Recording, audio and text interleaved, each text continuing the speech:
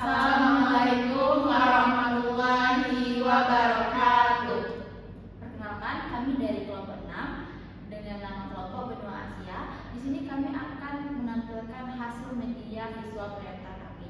Nah, sebelum itu perkenalkan, nama saya Nanda Andini. Perkenalkan, nama saya Elsa Rahmadini. Saya Gigi Alia Maramita. Assalamualaikum warahmatullahi wabarakatuh. Halo anak-anak semuanya.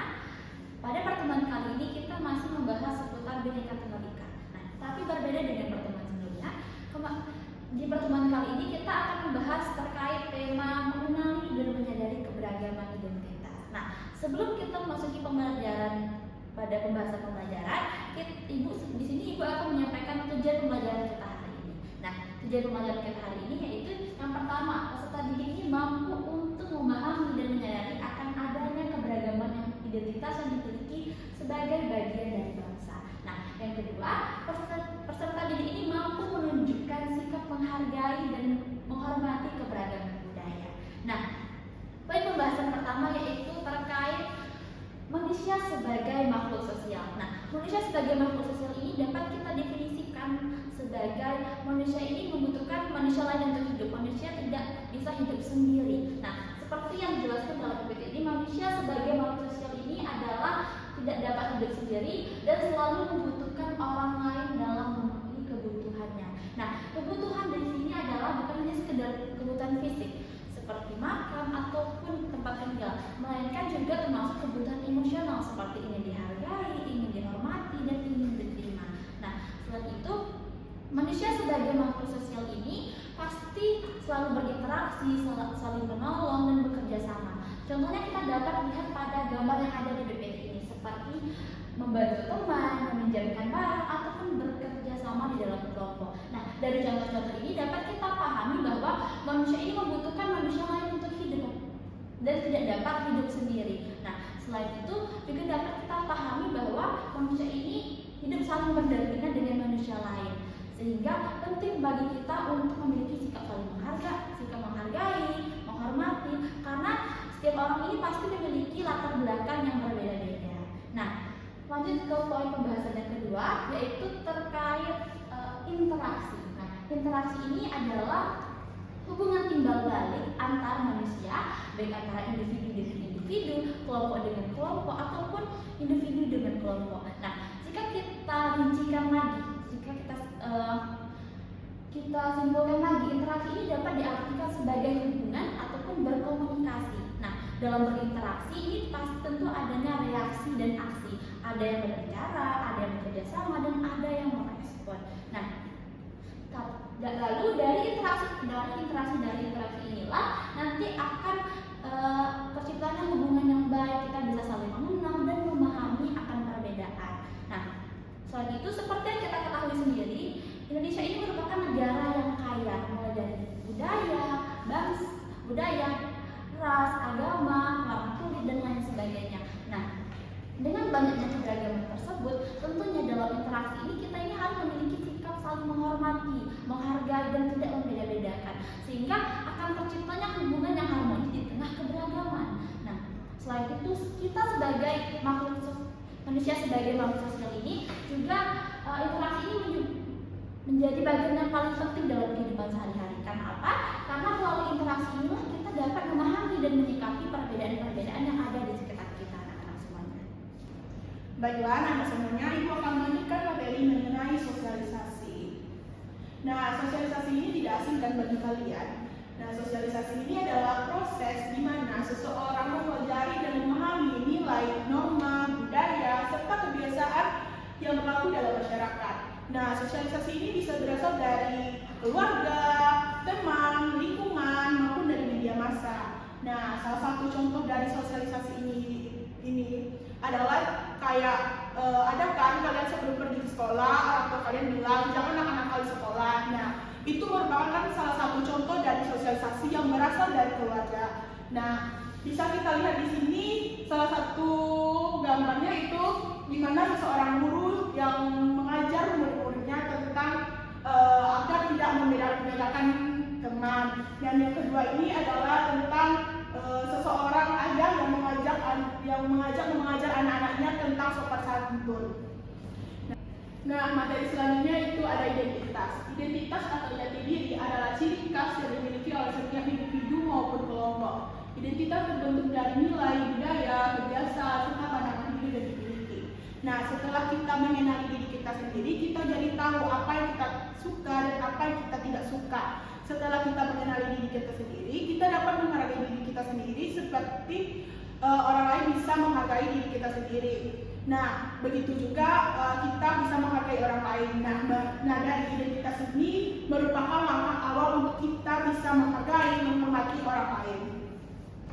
Nah, selanjutnya akan dilanjutkan oleh saya anak-anak semuanya. Di sini materinya ada menghargai keberagaman. Nah, kalian tentu tidak asing dengan kata-kata menghargai ini. Kata-kata ini mungkin sudah lumrah ya dalam kehidupan sehari-hari kita, apalagi tentang keberagaman yang ada di sekitar kita tentunya.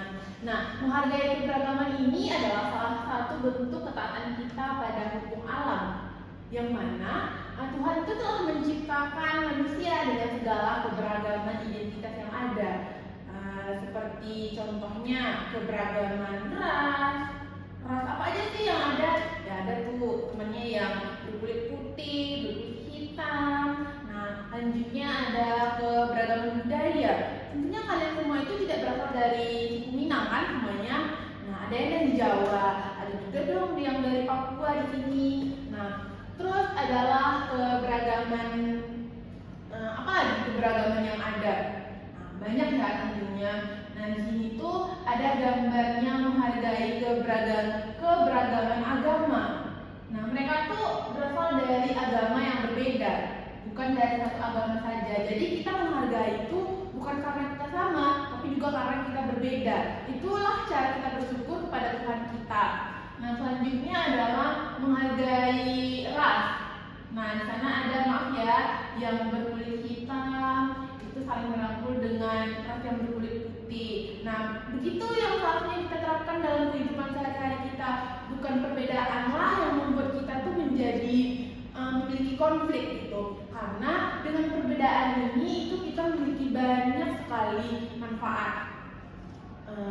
Slide selanjutnya. Nah, selanjutnya adalah keberagaman yang ada di Indonesia. Kita tinggal di Indonesia.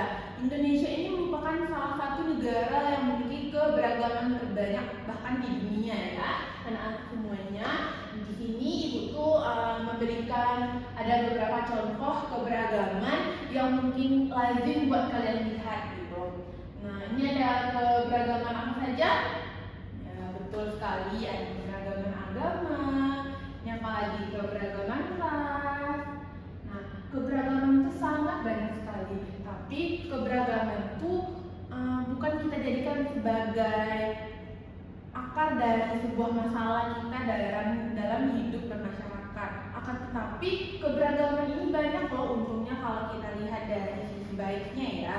Contohnya nih, kita tuh mau belajar tentang agama dari teman kita, kan boleh nih bertanya, bukan untuk meyakini, akan tetapi cuma sebagai pengetahuan kita sehari-hari aja gitu. Juga apa saja sih kayak acara adat yang menarik gitu, misalnya di Makassar atau Sulawesi ya ada yang namanya uang panai. Nah, di Minang itu juga ada di Pariaman yang namanya uang japui untuk laki-laki gitu. Nah, berbeda. Jadi kita tuh kayak bisa membandingkan, tapi bukan membandingkan kayak mendingan budaya kita gitu, tapi untuk sebagai pengetahuan kita, sebagai kita juga bisa mendapatkan hiburan. Ada tuh yang namanya pesta adat dan lain segala macamnya. Itu juga bisa ikut, tapi tidak meyakini juga gitu.